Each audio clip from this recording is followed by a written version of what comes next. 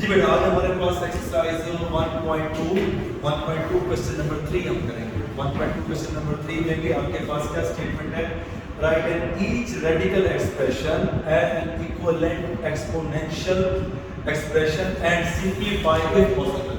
यानी अब हमने क्या लिखना है, उसको इक्विवेलेंट एक्सपोनेंशियल जो आपके पास दिया हुआ है ना, उसको रेडिकल फॉर्म के अंदर लिखना है। Write, each radical expression as an equivalent exponential, कि उसको एक्सपोनेंशियल हो जाए और जो एक्सपोनेंशियल एक्सप्रेशन आप उसमें लिख दें रेडिकल फॉर्म के अंदर। लेकिन यहाँ पे सब रेडिकल फॉर्म के अंदर दिए गए। आप चेक करके रेडिकल फॉर्म क्या होता है, उसके ऊपर रूट आ जाए। ठीक है, इसके ऊपर भी है ना रूट, इसके ऊपर भी रूट है, इन सब का हमें रूट हटाना है। ठीक है, आपको पहले बता चुका हूं। अब आपने क्या करना है, उसका इंडेक्स, जैसे फर्स्ट पार्ट दिया हुआ है, फर्स्ट पार्ट में आपके पास 5, आपके पास इसकी पावर 2 है और इंडेक्स क्या है 3। अगर मैं इसे एक्सपोनेंट फॉर्म में लिखूंगा तो आपको मैंने पहले बताया कि first of all you can write it's power like here. Index क्या है 5, इसका इंडेक्स क्या है 3, तो आपके पास ये क्या आ जाएगा एक्सपोनेंट प्लस फिनिश। उसने कहा है ना, write each radical expression as an equivalent exponential expression. Exponential form में लिखो, 5 के और आपके पूरे नहीं हो सकते, फिनिश हो गए। इसी तरह से इसका सेकंड पार्ट जो आपके पास दिया हुआ है वो दिया हुआ है 10। राइट, इसकी पावर क्या है 8 इंडेक्स नीचे आ जाएगा 8/4। अब यहाँ पे देखो, अगर ये मजीद सिंपलीफाई हो सकता है, मीन कि फ्रैक्शन कट हो सकती है नहीं हो सकती? Yes sir. तो कट होने पे क्या आएगा आपके पास 10, आपके पास 4 1s are 4, 4 2s are 8, 10 square, and what is 10 square?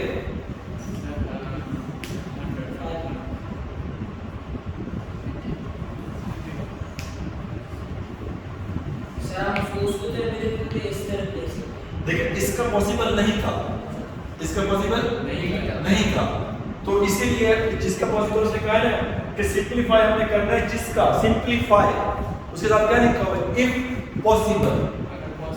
अगर उसका पॉसिबल है, इसका पॉसिबल नहीं था, तो इसलिए इसको नहीं किया। Is it clear?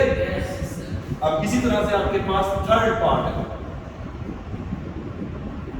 Third part में आपके पास क्या है, अब माइनस का साइन बाहर है, माइनस के साइन के साथ हमें कंफ्यूज नहीं होना।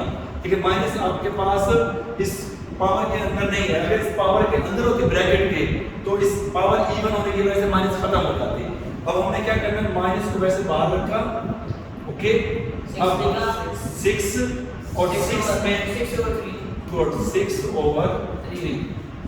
क्योंकि इंडेक्स 3 नीचे आ जाएगा और 6 एक्सपोनेंट ऊपर।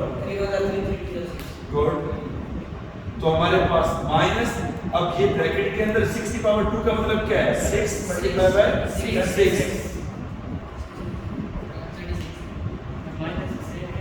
बेटा माइनस असल में हमारे पास इस ब्रैकेट से हट के, अगर ये माइनस इस ब्रैकेट के अंदर होता तो माइनस खत्म हो जाता।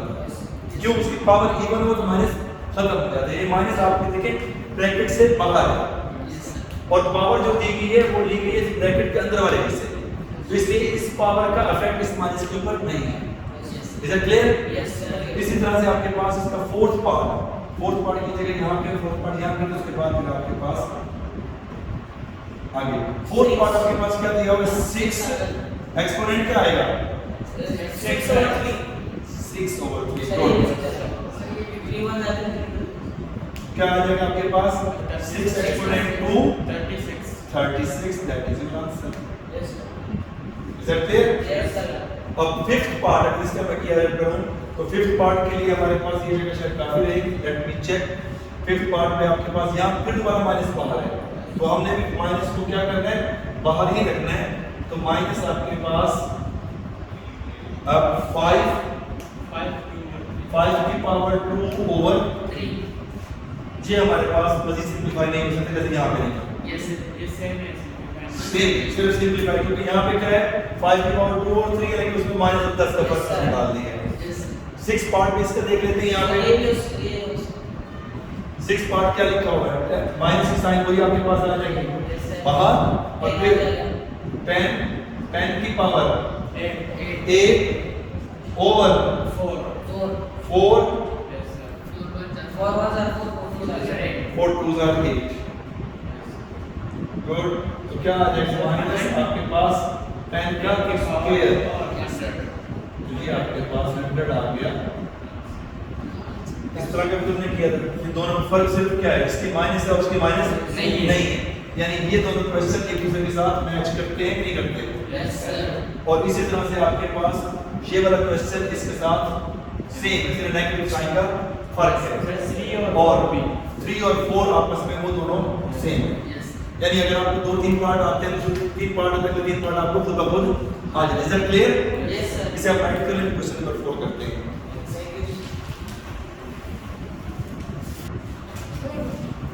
Okay, now question number 4. Again, exercise 1.2. Question number 4. What is written here? Use the properties of exponents to simplify each of the following.